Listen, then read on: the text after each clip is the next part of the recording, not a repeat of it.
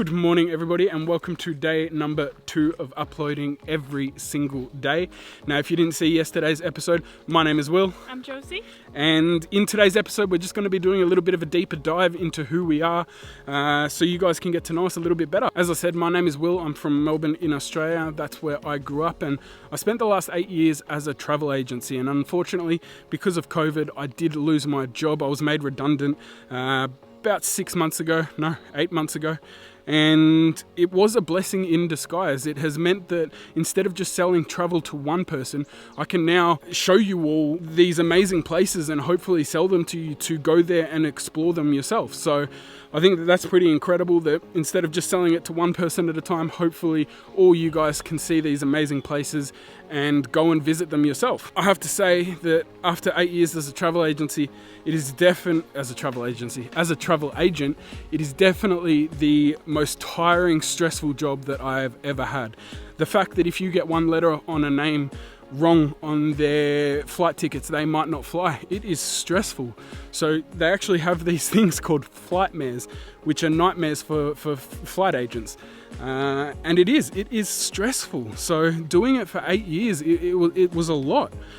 Where now, all I have to worry about is getting our names right, which hasn't been a problem so far. Hopefully you know our name. Now, the travel agent in me means that I love travel. I love telling people about places and exploring places and prices around things. Everyone's interested in the cost of food or entertainment or tickets to a show or whatever it might be. So if that's something that interests you, we will be telling you a lot about the pricing in our vlogs going forward of all the places that we visit or the food that we eat. And Josie, as she said in yesterday's vlog, is a chef by trade. Right now I'm working at a hotel, actually one of the top 10% hotels in the whole world according to TripAdvisor, which is pretty exciting. I have also worked in different locations around the world. I worked in France for 6 months about 2 years ago in a ski resort in the Alps. Working a season job like that is very special.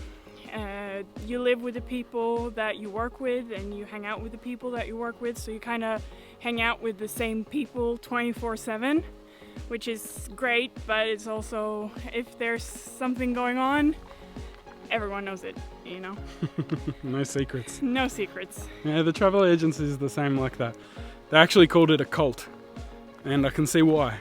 Yeah. Because it was like a cult. But I got the offer from a friend to come with him to France and work, and I couldn't say no to that. Who would? To go to the Alps and live for 6 months, that was great. And then I decided to go to Australia, and my plan was to work there as well, but COVID hit and all the restaurants shut, so I only worked for 2 months. Something like that. Yeah.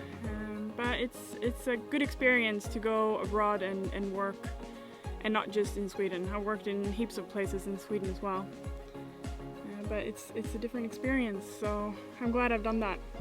Yeah, nice.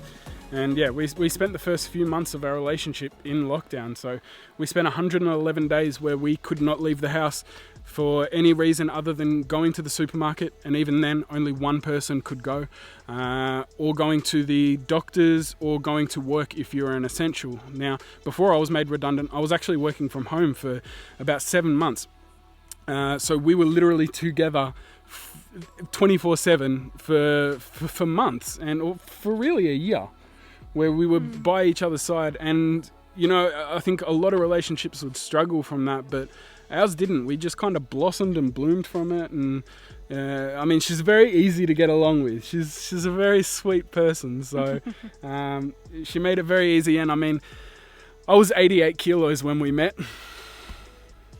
I'm close to 100 now, so I've put on a lot of weight since. No, I said 88. I was 83 kilos, sorry, when we met. So I've put on close to 20 kilos because of how good a cook she is. She truly is absolutely amazing. I'm blessed with that, and I think that's what got me through lockdown, was the fact that she would bake cakes and cupcakes and all these special little treats for me, and she'd come into me and I'd be upstairs in the bedroom working away on my laptop, and she'd come up with popcorn cupcakes and stuff, and I was just, oh. I had to do it to cope mentally because I was going crazy being locked up like that, being used to working as much as I have. Yeah. I just had to do something to cope, and I chose baking because I love baking.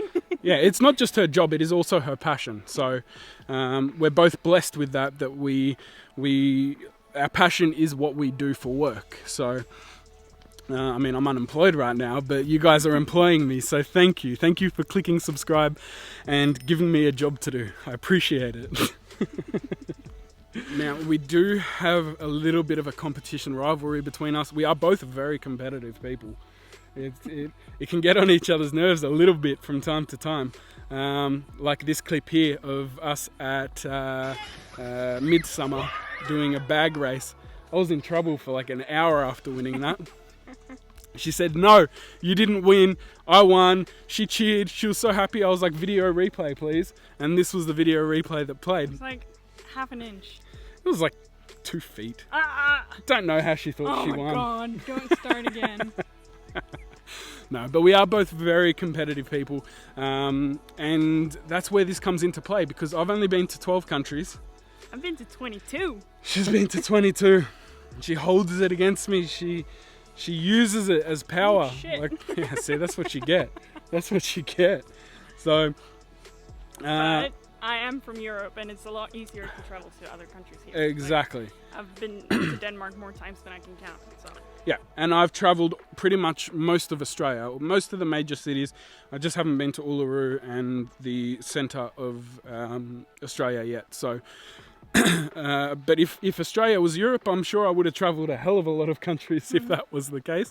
So now that we are in Europe, though, it gives me the opportunity to catch her a little bit. So we're hoping that those borders do open up soon, because if they do, then I can knock off Denmark, Germany, Belgium, Norway, Finland, all these countries. Finland in that case as well, because I haven't been to Finland. Okay, that's 1 for her, like 6 for me. So hopefully those borders do open up so I can catch up to her.